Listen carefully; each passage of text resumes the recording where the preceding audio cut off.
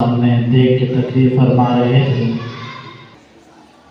نحمده ونصلي على رسوله الكريم أما بعد فأعوذ بالله من الشيطان الرجيم بسم الله الرحمن الرحيم يرفع الله الذين آمنوا منكم والذين أوتوا العلم درجات وقال النبي صلى الله عليه وسلم ففيه واحد عليه الشيطان من ألف عابد أشد ألف عابد۔ میرے والد محترم اساتذہ کرام مفتی نظام الحمد شریف میں شریک طلبہ ساتھیوں، السلام علیکم ورحمۃ اللہ وبرکاتہ۔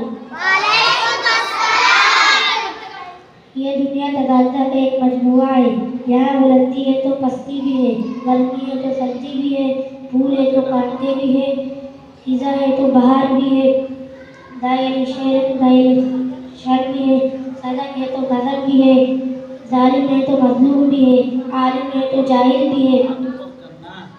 عرض اس کی حکمت اور فلسفت میں یہ سمجھ میں آتا ہے کہ ایک چیز کی پہچان اور قدر قیمت اس وقت ہوتی ہے جب اس کی دوسری ضد ہو۔ جیسے عربی ایک محاورہ ہے، تعرف الاشیاء باضدادها۔ اگر دنیا میں غریبی کا وجود نہ ہوتا تو ایمان کی قدر کون کرتا؟ اگر بھوک کا نام و نشان نہ ہوتا تو جنگ بسیری کی قدر کون کرتا؟ اگر بیماری نہ ہوتی تو صحت کی حفاظت کون کرتا؟